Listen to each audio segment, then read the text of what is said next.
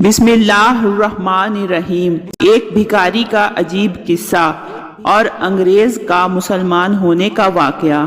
ایک بھکاری مسجدوں کے باہر بیٹھ کر بھیک مانگتا تھا۔ اس کو بھیک مانگتے ہوئے 10 سے 15 سال ہو چکے تھے۔ یہ مسجدوں کے باہر بیٹھ کر کہتا کہ کوئی ہے جو اللہ کے نام پر مجھے 10 روپے دیتا جائے، یہ غریب اسے دعا دے گا۔ کچھ لوگ اس کے پاس سے بھیک دیے بغیر گزر جاتے تو کچھ لوگوں کو رحم آتا تو وہ اسے بھیک دے کر چلے جاتے تھے۔ ایک انگریز کو کافی شوق تھا، یہ سیاحتی مقام پر جا کر مختلف چیزوں کا معائنہ کرتا تھا، پر اس کا اسلام سے دور دور تک واسطہ نہیں تھا۔ یہ ایک عیسائی بندہ تھا، اس کو سیاحت کا کافی شوق تھا، یہ دوسرے ملکوں میں سیاحت کے لیے جاتا رہتا تھا۔ ایک بار یہ انگریز سیاحت کے سلسلے میں ایک ملک میں آ پہنچا۔ اس نے یہاں آ کر سوچا کہ اس بار مسلمانوں کے مسجدوں کا معائنہ کیا جائے جس سے میرے علم میں اضافہ ہو سکے۔ پھر یہ انگریز مسجدوں کا معائنہ کرنے لگا۔ یہ مسجدوں کا معائنہ کرتے ہوئے اسی مسجد کے دروازے پر آ پہنچا۔ یہاں پر وہی فقیر معمول کے مطابق بیٹھا کہہ رہا تھا کہ کوئی ہے جو مجھے اللہ کے نام پر 10 روپے دے دے، یہ غریب آپ کو دعا دے گا۔ انگریز نے اپنے ترجمان سے پوچھا کہ یہ بندہ کیا کہہ رہا ہے، تو اس کے ترجمان نے انگریز کو بتایا کہ یہ بندہ اللہ کے نام پر کہہ رہا ہے کوئی ہے جو مجھے 10 روپے دے جس سے میں اپنا گزارا کر پاؤں گا۔ انگریز نے اس کی بات سن کر انسنی کر دی اور سیدھا مسجد کے اندر چلا گیا۔ کچھ دیر تک وہ مسجد کا معائنہ کرتا رہا۔ یہ مسجد کی خوبصورتی دیکھ کر کافی متاثر ہوا۔ پھر یہ مسجد کے باہر نکل آیا تو یہ بھکاری وہاں پر ویسے ہی موجود بیٹھا تھا جیسے اس نے پہلے دیکھا تھا۔ دوبارہ بھی بھکاری اپنے وہی الفاظ کہہ رہا تھا کہ کوئی ہے جو مجھے اللہ کے نام پر 10 روپے دے۔ اسی وقت انگریز نے اپنی جیب سے $100 نکالے اور نکال کر ترجمان سے کہا کہ اس بھکاری کو کہو کہ رب تمہیں کیا دے گا، یہ لو تم میری طرف سے اور عیش کرو۔ اس کے ترجمان نے بھکاری سے کہا کہ انگریز نے یہ تمہیں $100 دیے ہیں اور وہ کہہ رہا ہے تمہیں رب کیا دے گا، یہ لو تم میری طرف سے اور عیش کرو۔ بھکاری نے کہا کہ اس انگریز سے کہو کہ میں مانگ تو اپنے رب سے رہا تھا اور اس نے میری دعا اس انگریز کے ذریعے پوری کر دی جس کو ذریعہ بنا کر بھیجا ہے۔ بے شک رزق کا وعدہ تو میرے رب نے کیا ہے اور اس نے مجھے عطا کر دیا۔ اب انگریز بھکاری اور اپنے ترجمان کی باتیں سن رہا تھا، پر اس کو یہ معلوم نہیں تھا کہ ان باتوں کا مطلب کیا ہے۔ انگریز نے اپنے ترجمان سے کہا کہ اس بھکاری نے کیا جواب دیا۔ اس کے ترجمان نے کہا کہ بھکاری کہہ رہا ہے کہ میں مانگ تو اپنے رب سے رہا تھا اور اس نے تمہیں ذریعہ بنا کر میری مانگ پوری کر دی اور تمہارے ذریعے میرے رب نے مجھے عطا کر دیا۔ اب یہ بات انگریز کے دل پر جا کر لگی۔ اب انگریز دل ہی دل میں سوچنے لگا کہ بات تو بھکاری کی بالکل ٹھیک ہے، اس کی مانگ تو جیسی بھی ہوئی ہے پوری تو ہو گئی ہے۔ یہ مانگ تو اپنے رب سے رہا تھا پر میرے ذریعے اس کے رب نے اس کی مانگ پوری کر دی ہے۔ یہ انگریز پھر وہاں سے چلا آیا۔ جب تک کسی انسان کے دل پر مہر لگی رہتی ہے تو وہ اپنے اعمال سے بھٹکا رہتا ہے۔ کچھ دن تک مسجدوں کا معائنہ کرنے کے بعد انگریز نے سوچا کہ اب ریگستان کا چکر لگا کر سیر و تفریح کی جائے۔ انگریزوں کے اندر جستجو ویسے بھی کافی پائی جاتی ہے۔ انگریز نے اپنے ترجمان سے کہا کہ مجھے ریگستان کا چکر لگانا ہے اور ہم وہاں پر کچھ دن رک کر معائنہ کریں گے۔ اس کے ترجمان نے کہا ٹھیک ہے، ہم صبح ہوتے ہی سفر پر روانہ ہو جائیں گے۔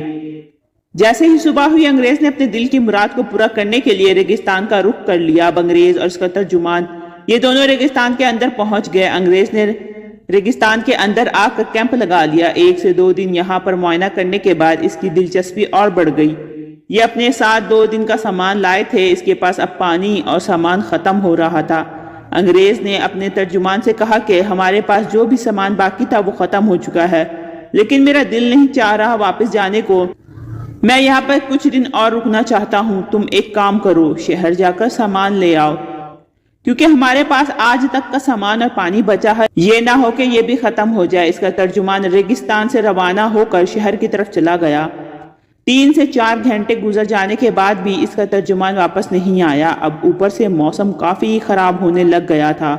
جب ریگستان کے اندر ریت کا طوفان آتا ہے تو انسان پوری طرح سے اس کے اندر دفن ہو سکتا ہے اور پتہ تک نہیں چلتا کہ انسان کہاں غائب ہو گیا۔ اب کچھ ہی دیر میں اوپر سے گرد و غبار اٹھا اور اس نے پوری طرح سے انگریز کے کیمپ کو اکھاڑ ڈالا۔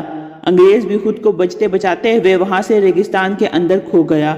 اوپر سے طوفان کافی تیز ہو چکا تھا۔ اب انگریز کو نہ تو کوئی بندہ دکھائی دے رہا تھا نہ ہی کوئی بندے کی بو، کیونکہ طوفان پوری طرح سے تباہی لا چکا تھا۔ 1 سے 2 گھنٹے بعد طوفان تھم گیا۔ اب انگریز کو یہ معلوم نہیں تھا کہ یہ کہاں پر موجود ہے۔ یہ 2 سے 3 فٹ ریت کے اندر دب چکا تھا۔ اس نے کسی طرح کر کے خود کو ریت سے باہر نکالا، پر اس کی سانسیں پھول رہی تھی، پر اس نے ہمت نہیں ہاری اور خود کو وہاں سے نکال لیا۔ رات کافی گہری ہو چکی تھی، نہ ہی اب اس کے ترجمان کا پتہ تھا کہ انگریز کہاں ہے، کیونکہ اب اس کا ترجمان وہاں پر آ بھی نہیں سکتا تھا۔ پہلے ہی سے طوفان نے اتنی تباہی مچا رکھی تھی۔ انگریز کو اب پورا اندازہ ہو چکا تھا کہ اس کا موت کے علاوہ کوئی اور سہارا نہیں بچا، کیونکہ اب اس کو کافی شدید پیاس نے آ گھیرا، پر اس کے پاس نہ تو پانی تھا اور نہ ہی کچھ کھانے پینے کو، کیونکہ اس کا کیمپ طوفان کی وجہ سے دور جا چکا تھا۔ اب اسے ایک ہی چیز دکھائی دے رہی تھی اور وہ تھی موت۔ کہتے ہیں جب انسان برے وقت میں پھنس جاتا ہے، اسے کوئی دوسرا راستہ دکھائی نہیں دیتا تو پھر وہ رب کی طرف رجوع کرتا ہے۔ اب انگریز نے سوچا کہ میں نے جس وقت اس بھکاری کو پیسے دیے تھے، اس بھکاری کی دعا قبول ہو گئی اور میں اس کو پیسے دینے کا ذریعہ بنا۔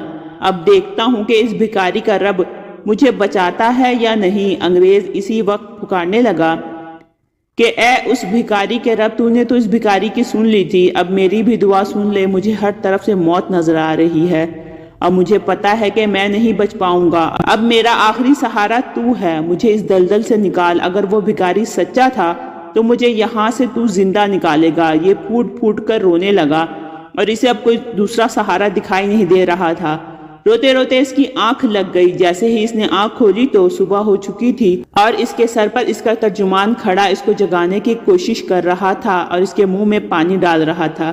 جیسے ہی اس کے منہ کے اندر پانی گیا تو یہ اٹھ کر بیٹھ گیا اور کہنے لگا کہ واقعی بھکاری کا رب سچا تھا اور میں نے اسی رب سے مدد مانگی جبکہ میرے سر پر موت آ پہنچی اور اس نے مجھے بچا لیا، جبکہ اتنے گہرے طوفان نے پوری طرح سے تباہی مچائی۔ مجھے ہر طرف سے موت ہی موت نظر آ رہی تھی اور اس نے مجھے ایسی نیند میں ڈال دیا کہ ساری تکلیف دور ہو گئی۔ پھر جب میری آنکھ کھلی تو میرا ساتھی میرے سر پر کھڑا تھا۔